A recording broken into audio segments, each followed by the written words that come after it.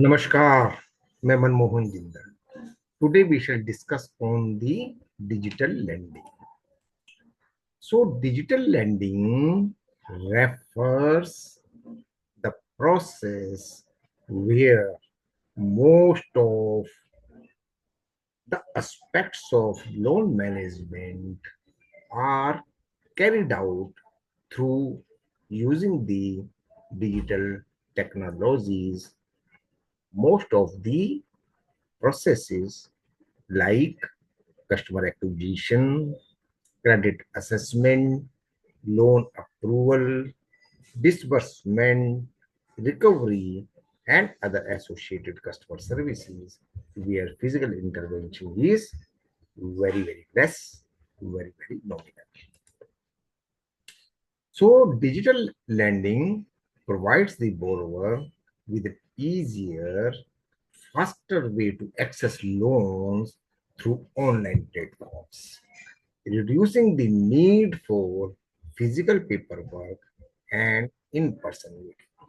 So you can apply by sitting in your drawing room, sitting in your bedroom, and apply for the loan, and you will be sanctioned loan online and will be credited to your account where you can pay off electronically only.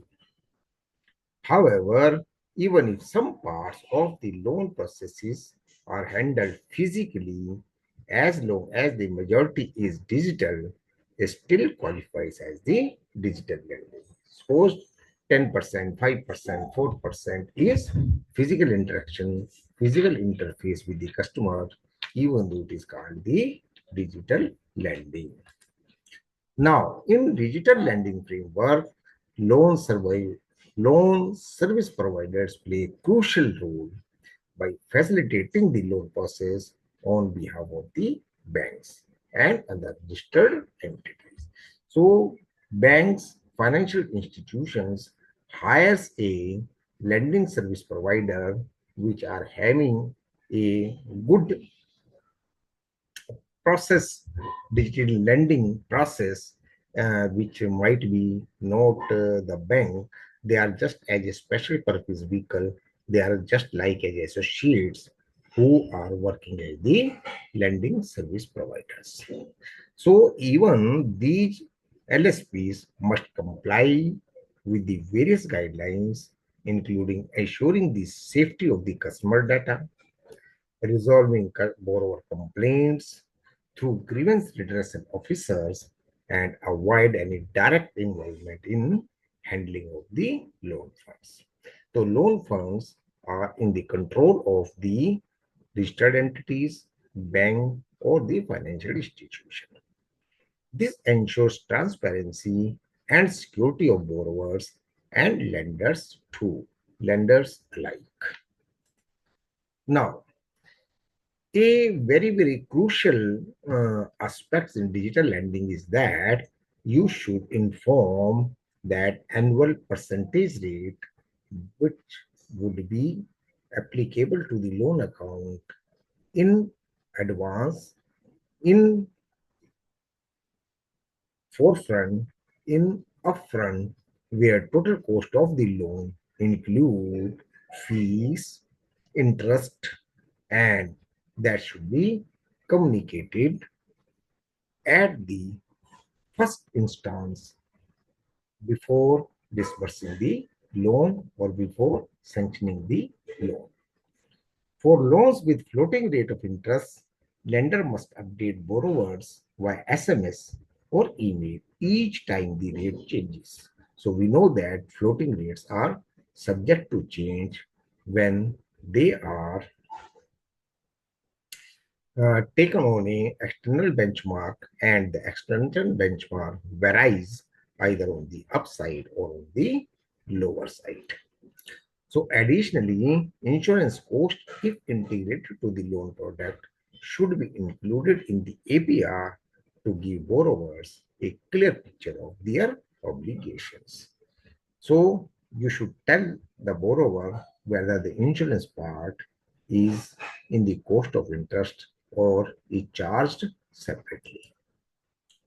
Now, registered entities and the lending service provider should ensure that recovery process are regulated as per the RBI guidelines, as per the IBI model policies, especially when loan becomes delinquent.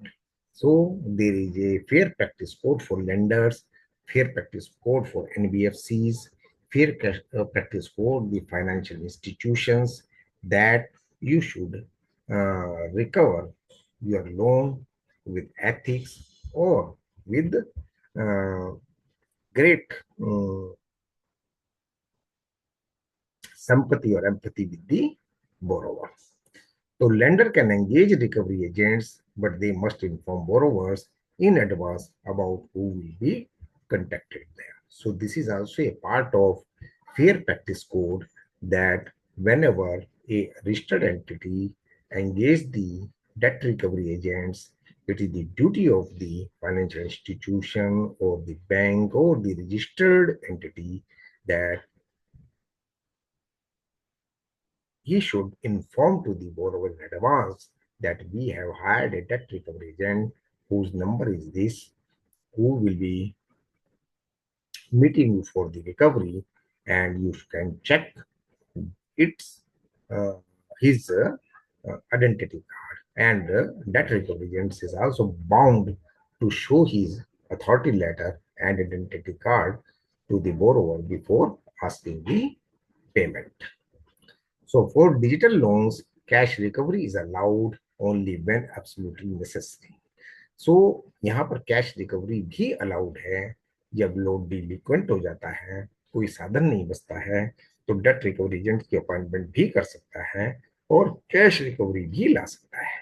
But conditions हैं कि ये सब transactions properly recorded होनी चाहिए, customer के खाते में होनी चाहिए, बिना उसमें से किसी कटिंग की होनी चाहिए, और यदि इसमें कोई कट बैक आता है तो बैंक या रजिस्टर्ड एंटिटी उसको डायरेक्ट देगी, कस्टमर ने जो किस्त दी है उसमें से नहीं कटेगा।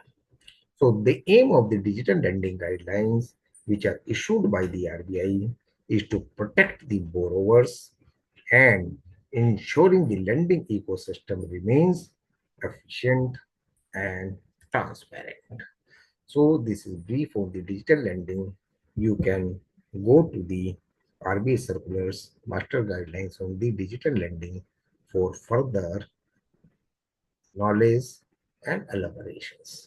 So बहुत बहुत धन्यवाद, नमस्कार।